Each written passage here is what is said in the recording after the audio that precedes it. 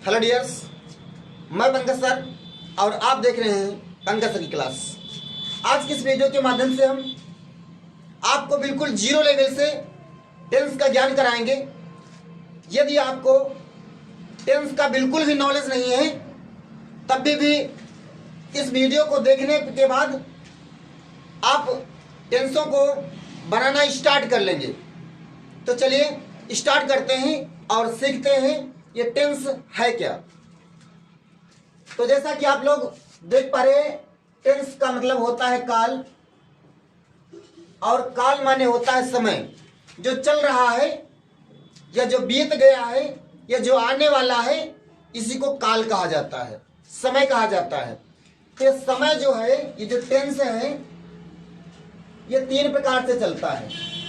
कितने प्रकार से चलता है? 3 प्रकार से। एक जो काल होता है, जो समय होता है, जो बीत गया है, जो पीछे चला गया है, उसको हम बोलते हैं भूतकाल। और जो वर्तमान में काल चल रहा है उसको बोलते हैं प्रेजेंट, अर्थात वर्तमान काल।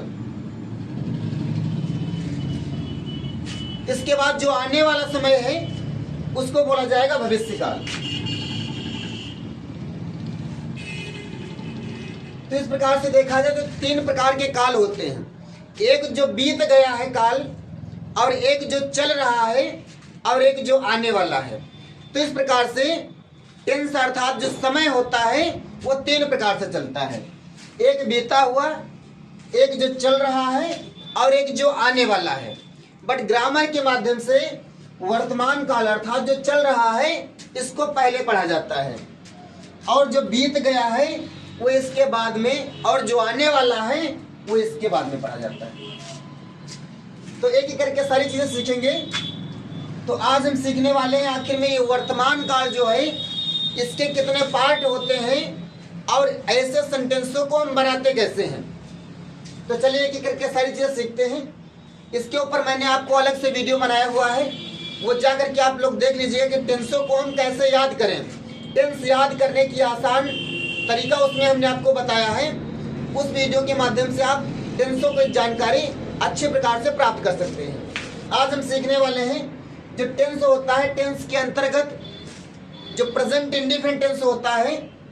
प्रेजेंट के 4 पार्ट होते हैं, indefinite, continuous, perfect and perfect continuous. मतलब सभी के इसी प्रकार से 4 पार्ट होते हैं, इंडेफिनिट, कॉन्टिन्यूअस, परफेक्ट और परफेक्ट कॉन्टिन्यूअस। तो आज जो है बेसिक क्लास के माध्यम से पहला दिन आज है, तो प्रेजेंट इंडेफिनिट टेंस को हम सीखेंगे। तो चलिए सीख लेते हैं इसकी आइडेंटिटी क्या होती है। सबसे पहले हम प्रेजेंट इंडेफिनिट टेंस की आइडेंटिटी सीखते हैं, पहचान सीखते हैं, और उसके बाद जो है इसका नियम और एग्जाम्पल देखते हैं। तो जो प्रेजेंट इंडेफिनिट टेंस होता है, साधारण टेंस जो होता है, वर्तमान काल जो चल रहा है, इसका जो सिंपल पहला जो सेंटेंस होता है वो कैसे आता है, उसकी पहचान क्या होती है। तो इसकी पहचान रहती है वाक्य के अंत में ता है, ती है और ते है आदि शब्द दे रहते हैं। ऐसे वाक्यों के अंत में या तो ता है आएगा, या तो ती है, और या तो ते है। ये चीज मतलब ता, ती, ते लास्ट में दिया रहता है। याद करने के एक और आपको जुगाड़ कर बताता हूं। ये जो है लिखा है ये प्रेजेंट टेंस में आता है। फिर चाहे ता है आए, चाहे रहा है आए, चाहे चुका है आए, चाहे रहा होगा है आए। तो जिसमें है होगा वो वर्तमान होगा। जिसमें है आएगा किसी भी टेंस में, लास्ट में अगर जो है तो वो वर्तमान काल होगा। ता है तो वो प्रेजेंट इंडेफिनिट होगा, रहा है तो प्रेजेंट कॉन्टिन्यूअस होगा, और चुका है तो प्रेजेंट परफेक्ट होगा। अगर जो समय के साथ में रहा है, रही है, तो वो प्रेजेंट परफेक्ट कॉन्टिन्यूअस टेंस होगा। इसके बाद ये जो था आता है ये भूतकाल को दर्शाता है। जहां पर था होगा, जैसे आया था, गया था, ये पास्ट इंडेफिनिट में आता है। रहा था, रही थी, ये पास्ट कॉन्टिन्यूअस में आता है। चुका था, चुकी थी, ये पास्ट परफेक्ट में आता है और समय के साथ में यदि आ रहा है, रहा था, रही थी, रहे थे, तो ये हो जाएगा पास्ट परफेक्ट कॉन्टिन्यूअस। इसी प्रकार से जो गा गे आता है, ये आता है भविष्य काल में, फ्यूचर टेंस में। यदि गा गे आ रहा तो हम जान जाएंगे कौन सा टेंस है, भविष्य काल। अब उसके पार्ट किस पार्ट में, तो उसको तो बाद में हमको देखना है। पहले हमको ये पता करना है कि वो किस सेंटेंस का है। जो 3 पार्ट है, प्रेजेंट, पास्ट एंड फ्यूचर, उसमें से किसका है, और उसके बाद हमको देखना है कि उसमें से कौन से सेंटेंस का है। तो उसकी पहचान आपको आज बताने वाले हैं। जब प्रेजेंट इंडेफिनिट टेंस होता है, इसकी आइडेंटिटी होती है अफर्मेटिव सेंटेंस हो, चाहे नेगेटिव सेंटेंस हो, चाहे इंट्रागेटिव सेंटेंस हो, चाहे इंट्रागेटिव सेकंड हो, चाहे इंट्रागेटिव नेगेटिव हो। तो इसमें मतलब सभी की पहचान होती है। ता है, ती है, ते है, वाक्य के अंत में आएगा ता है, ती है, ते है। चलिए इसकी सीख लेते हैं। अनुवाद बनाने का नियम क्या होता है, कैसे इसको हम बनाते हैं। तो जिस किसी भी वर्ड के मतलब शब्द के अंत में, वाक्य के अंत में अगर जो ता आ रहा है, उसके बाद में है, तो इसमें पहली बात तो इज एम आर का प्रयोग नहीं होता है। इसमें जो है इज एम आर नहीं लगाया जाता है। सबसे ज्यादा लोग गलती से में करते हैं कि इज एम आर का प्रयोग कर देते हैं। हाई के अंग्रेजी इज होती है बट लिखी नहीं जाती है, तो इसमें हम इज एम आर का प्रयोग नहीं करेंगे। ना तो हाई की अंग्रेजी लिखेंगे और ना ही ता है कि, ना ही है कि, ना ही हूं की, और ना ही हो की, है हूं हो की, अर्थात इज एम आर का प्रयोग इसमें नहीं किया जाता है। तो ये तो पहला चढ़े हो गया कि इसमें हम इज एम आर का प्रयोग नहीं करेंगे। दूसरी चीज इसमें होती है कि वर्ब में जो है यदि कर्ता एक वचन है तो उसमें यस या यस लगाया जाएगा। मतलब वर्ब में या तो हम यस जोड़ेंगे और या तो ईएस जोड़ेंगे। जब कर्ता एक वचन होगा तो क्रिया को भी एक वचन बनाया जाता है। जैसे अब यहां पर लिखा हुआ है राम और यहां पर लिखा हुआ है गो, तो राम एक वचन है, सिंगुलर नंबर है, सिंगुलर नाउन है। तो ये जो सिंगुलर नंबर है, सिंगुलर करता है, तो इधर भी सिंगुलर बनाना पड़ेगा, इधर भी हमको एक वचन बनाना पड़ेगा। जितनी भी क्रियाएं होती हैं, आना जाना, खाना, रोना, धोना, पढ़ना, चिल्लाना, उठना, बैठना, जागना इत्यादि, ये सभी बहुवचन ही होती हैं। हमको एक वचन बनाना पड़ता है। तो एक वचन कैसे बनाई जाती है, या तो इसमें हम यस जोड़ें और या तो ईएस जोड़ें। वही नियम इसमें लागू होता है कि एक वचन के साथ क्रिया में या तो हम यस जोड़ेंगे या तो ईएस जोड़ेंगे, तभी जो है ये एक वचन बन पाएगी। अगर जो यहां पर एक वचन है तब, तो यहां पर अगर जो एक वचन है तो एक वचन बनाने के लिए या तो हम यस जोड़ेंगे या तो ईएस का प्रयोग करेंगे। आई बात समझ में। चलिए दूसरा देखते हैं। ये एक तो पहला तरीका ये हो गया, इसमें हम ये से मार का प्रयोग नहीं करेंगे। दूसरा, इसमें वर्ब में अगर जो एक वचन है तब एक वचन कर्ताओं के साथ में वर्ब में या तो हम यस जोड़ेंगे और या तो ईएस जोड़ेंगे। बहुवचन के साथ में ऐसा नहीं करेंगे। ये जो बहुवचन करता होगा इसमें वर्ब के फर्स्ट फॉर्म का ही प्रयोग किया जाएगा। इसमें यस यस के लगाने की कोई आवश्यकता नहीं है। तो चलिए अब सीख लेते हैं कि एक वचन और बहुवचन होता क्या है। तो इधर देखते हैं, एक वचन करता, ये सब्जेक्ट है। तो एक वचन कौन होता है, जैसे ही है, सी है, ही माने वह होता है, सी माने भी वह होता है। ये होता है पुल्लिंग में और ये होता है स्त्रीलिंग में। यदि वह जा रहा है, वह जाता है तो ही लिखेंगे, और वह जाती है तो हम सी लिखेंगे। ये एक वचन होता है। या किसी का नेम आ जाए, एक नाम आए तो एक वचन, दो नाम आ जाए तो बहुवचन। अब यहां पर यह तो सिंगुलर हो गया, एक वचन करता। बहुवचन करता दो या दो से अधिक जिसमें नाम आ जाए, जिसमें यहां पर डबल नेम आ जाए, एक साथ में दो नाम आ जाए, जैसे मोहन और सोहन जाता है या राम और श्याम जाता है। तो यहां पर राम और श्याम दो लोग हो गए। तो जहां पर दो लोगों का वर्णन मिलता है वो बहुवचन कहलाता है। इसके साथ में दे आता है, आई आता है, यू आता है और वी आता है। दे माने वह होता है, आई माने मैं होता है, यू माने तुम या आप होता है और वी माने हम होता है। इधर वाला एक बहुवचन होता है और ये एक वचन होता है। इसके साथ में किसी का नाम आ जाए, इतना आपको याद करना है। सभी टेंसों में आता है। फिर किसी भी, चाहे प्रेजेंट का हो, पास्ट का हो एंड फ्यूचर का हो, ये चीज आपको याद करना ही करना है। बिना इसके आप टेंस नहीं बना पाओगे। तो कर्ता में ये जो कर्ता है, इधर वाला एक वचन है और ये वाला बहुवचन है। इसको आप लोग अच्छी तरह से याद कर लीजिए। यहाँ पर केवल आई को छोड़ करके बाकी में किसी में कंफ्यूजन वाली बात नहीं है। ये जो आई है, इसको वर्तमान काल में बहुवचन मान लिया गया है। ये जो है बहुवचन करता है, आई माने मैं होता है। और जैसे भूतकाल में जाएगा, पास्ट टेंस में जाएगा, तो यह एक वचन बन जाएगा। इतना आपको ध्यान रखना है। नहीं तो जब पास्ट टेंस पढ़ाएंगे तो उसमें आप कहोगे सर जी उसमें आपने बताया था कि आई जो है बहुवचन होता है और इसमें आप बता रहे हो कि आई एक वचन होता है। तो आई जो है इस समय के साथ साथ में अपना रूप बदलता रहता है। तो ये इस समय प्रेजेंट पढ़ रहा हूं, तो प्रेजेंट के साथ में ये बहुवचन है और जैसे पास्ट टेंस आएगा तो ये आई एक वचन बन जाएगा। ध्यान रखना इस बात का। तो इधर हमने एक वचन लिख रखा है और इधर ये बहुवचन है।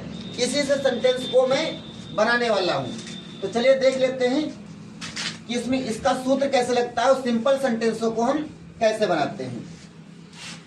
तो इसकी पहचान आपको समझ में आई कि जिस सेंटेंस के अंत में ता है, ती है, ते है, आ शब्द आते हैं तो वो जो है प्रेजेंट इंडेफिनिट टेंस कहलाया जाएगा। इसके बाद में इसका जो अनुवाद बनाने का नियम होता है, तो एक वचन कर्ताओं के साथ में क्रिया की पहली अवस्था में या तो हम यस जोड़ेंगे या तो ईएस जोड़ेंगे।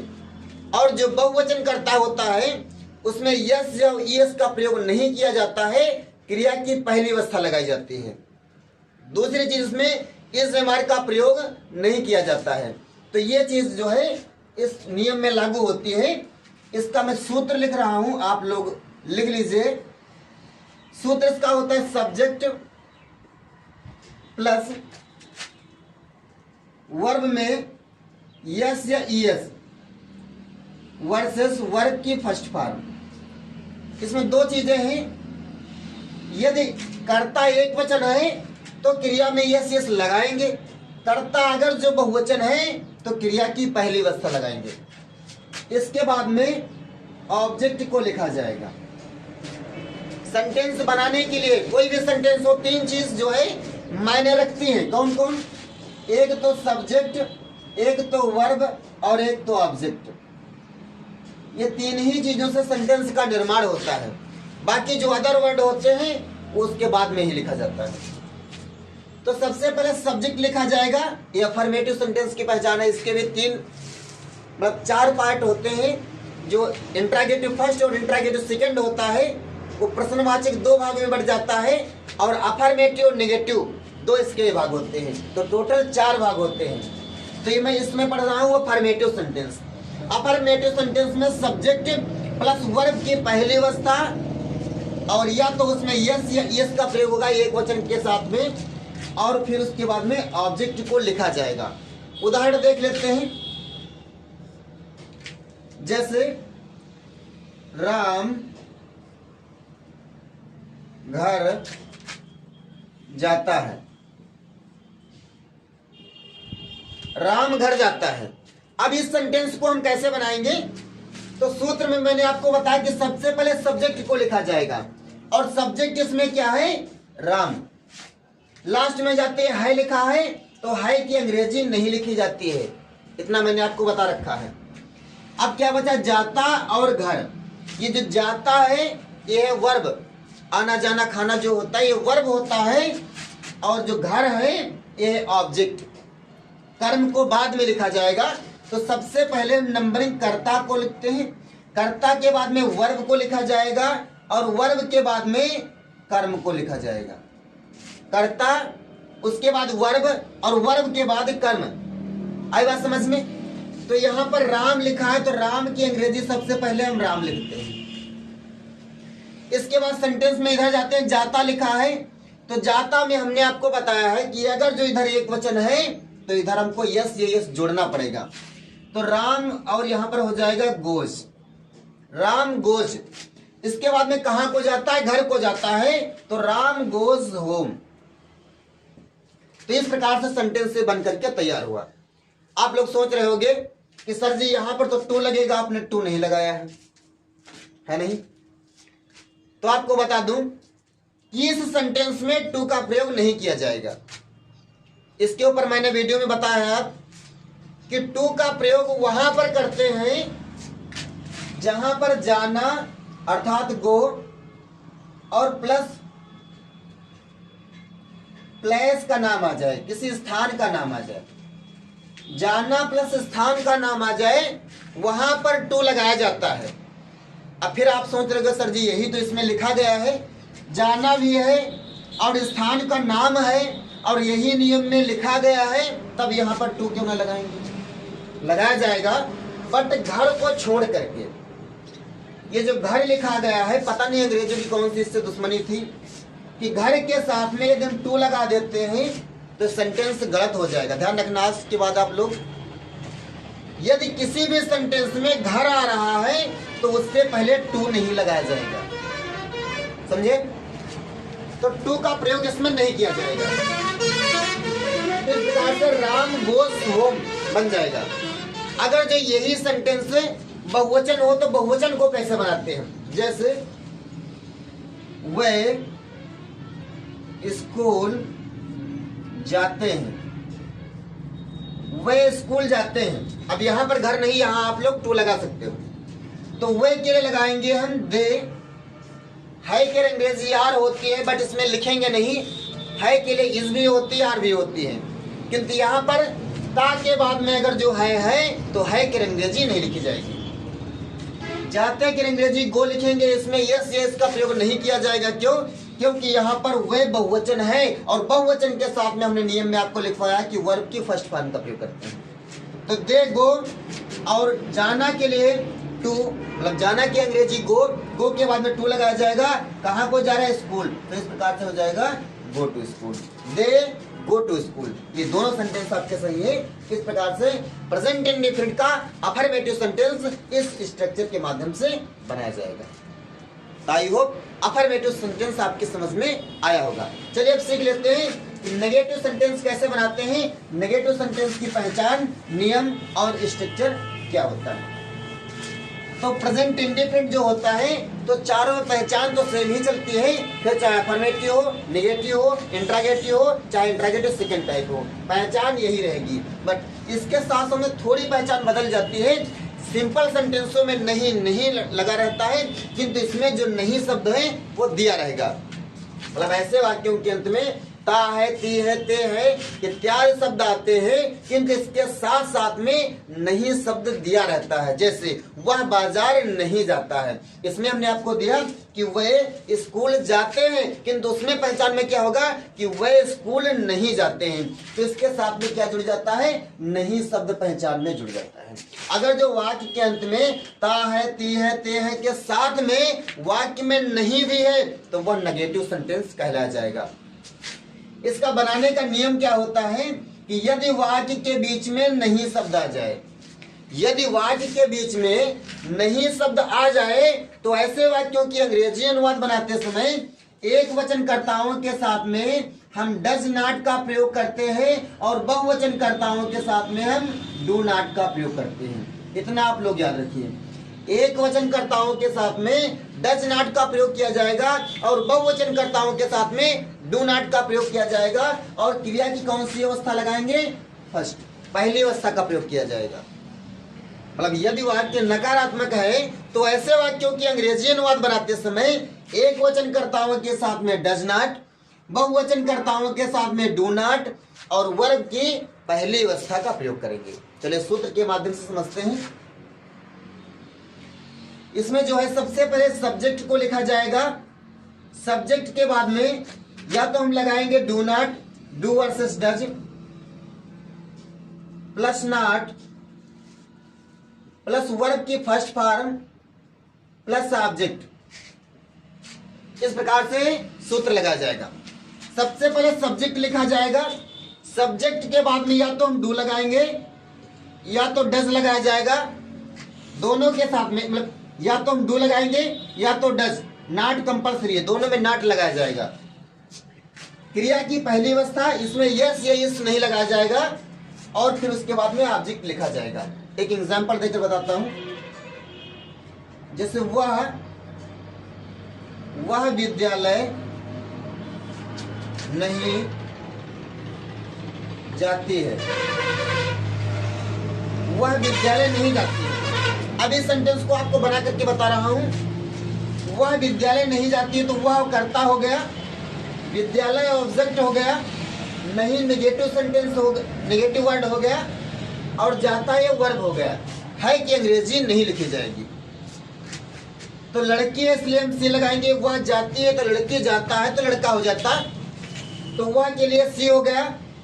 इसके बाद में सी कई वचन है, तो हमने आपको बताया था कि जो ही सी होता है, किसी का सिंगल नेम आ जाए तो ये क्या होता है, ये एक वचन होता है। सिंगल नाम है तो ये एक वचन होगा। तो इसमें वह जो लिखा हुआ सी, सी माने वो होता है, तो कई वचन एक वचन, तो एक वचन के साथ में डज नॉट लगाया जाएगा, तो हो जाएगा सी डज नॉट। जाति के लगाते हैं हम गो, तो सी डज नॉट गो। अब कहां को जा रही है, विद्यालय, तो she does not go to school. तो इस प्रकार से सेंटेंस बन करके तैयार हुआ, she does not go to school. अब यहाँ पर ये जो वह लिखा है, वह की जगह पर आई, वी, दे, यू, ही, सी कुछ भी आ रहा है, तो यहाँ पर यदि एक वचन है तो डज ही रहेगा, बहुवचन है तो डू कर दीजिएगा। यहाँ पर यदि जाना लिखा है तो गो हो जाएगा। जाना की जगह पर यदि कोई और मीनिंग है, पढ़ना, रोना, धोना, तो वो मीनिंग यहाँ पर हो जाएगी। यहाँ पर स्कूल लिखा है, विद्यालय की जगह पर यदि कोई और वर्ड आ रहा है, जैसे लालपुर है, सीतापुर है, घर है, तो इस प्रकार से यहाँ इसकी मीनिंग चेंज हो जाएगी। बाकी स्ट्रक्चर यही रहेगा। आ गया होगा समझ में? चलिए अब सीख लेते हैं इसका इंट्रागेटिव सेंटेंस कैसे बनाते हैं। तो जो इंट्रागेटिव सेंटेंस होता है, प्रश्नवाचक, ये भी दो प्रकार का होता है। जो इंट्रागेटिव सेंटेंस होता है ये दो तरह का होता है। एक जिसमें क्या पहले आता है, जिन शब्दों में, जिन सेंटेंसों में क्या शब्द पहले आ जाए, जैसे क्या वह रोती है, क्या वह रोती है, तो यहां पर यदि क्या शब्द पहले आ जाए तो इस क्या की अंग्रेजी नहीं लिखी जाती है। दूसरा वाला होता है, जैसे वह क्यों रोती है। अब यहां पर क्यों शब्द जो है ये बीच में आ गया है, तो इसकी अंग्रेजी यहां पर लिखी जाएगी। इतना आपको ध्यान रखना है, इतना अंतर होता है। ये फर्स्ट टाइप होता है और ये होता है सेकंड टाइप। ये इंट्रागेटिव सेंटेंस फर्स्ट होता है और ये इंट्रागेटिव सेंटेंस सेकंड टाइप होता है। तो यहां पर हम पहले एक करके सीखते हैं कि इंट्रागेटिव सेंटेंस फर्स्ट को कैसे बनाते हैं। तो इसका पहचान और नियम होता है, यदि वाक्य क्या से शुरू है तो क्या की अंग्रेजी न लिख करके इसके जगह पर डू या डज का प्रयोग किया जाता है। कर्ता के अनुसार हम या तो डू लगाएंगे और या तो डज लगाएंगे। जैसे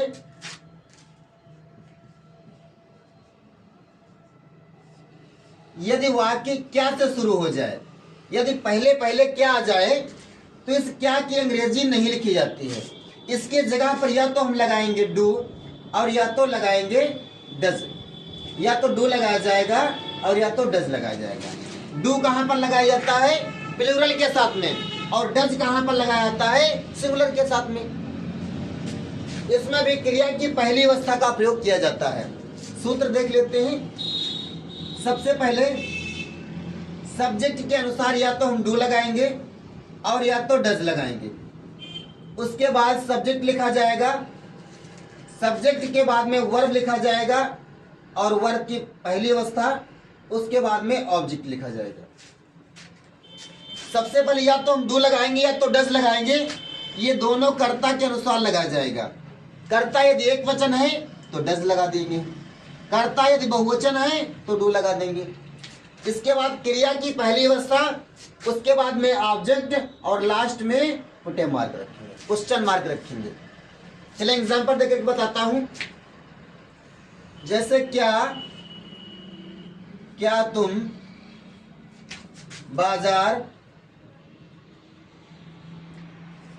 बाजार जाते हो?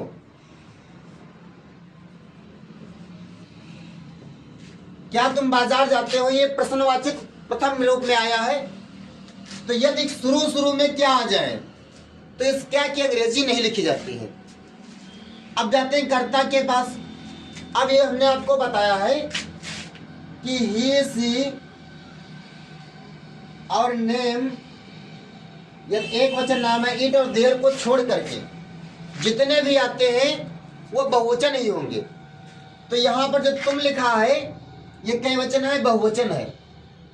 तो बहुवचन के साथ में क्या के लिए अंग्रेजी हम डू लगाएंगे, तो हो जाएगा डू यू।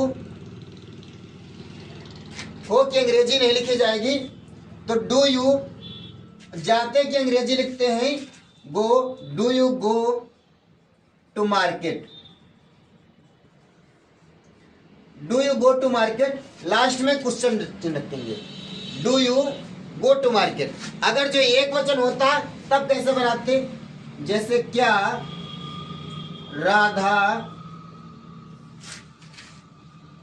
राधा मंदिर जाती है, क्या राधा मंदिर जाती है। अब इसको हम कैसे बनाएंगे, क्या राधा मंदिर जाती है, तो क्या के लिए हम लगाएंगे डज। अब यहां पर डज क्यों लगाया जाएगा, क्योंकि राधा एक वचन है, तो जो एक वचन होगा तो एक वचन के साथ में डज लगाया जाएगा।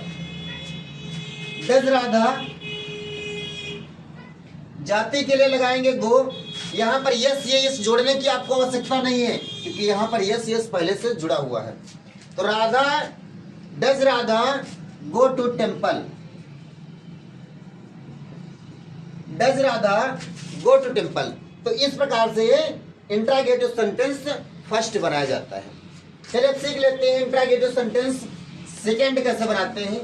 तो इसकी पहचान व नियम रहती है, यदि वाक्य के बीच में प्रश्नवाचक शब्द आ जाए तो ऐसे वाक्यों की अंग्रेजी अनुवाद बनाते समय एक वचन कर्ताओं के साथ प्रश्नवाचक शब्द की अंग्रेजी लिखने के बाद यदि कर्ता एक वचन है तो डू लगाया जाए, डज लगाया जाएगा, और यदि कर्ता बहुवचन है तो डू का प्रयोग किया जाएगा। मतलब यदि वाक्य के बीच में कौन कौन से शब्द आ जाए, जैसे क्या आ जाए, क्यों आ जाए, कौन आ जाए, कैसे आ जाए, कहां आ जाए, कौन आ जाए, कौन हो चुका है, कब आ जाए, ये होते हैं प्रश्नवाचक शब्द। कितना कितनी आ जाए। तो क्या के लिए अंग्रेजी लगाते हैं व्हाट, क्यों के लिए अंग्रेजी लगाते हैं व्हाई, कौन के लिए अंग्रेजी लगाते हैं हु, कैसे के लिए अंग्रेजी लगाते हैं हाउ, कहां के लिए अंग्रेजी लगाते हैं वेयर, और कब के लिए अंग्रेजी लगाते हैं वेयर। एक और चीज,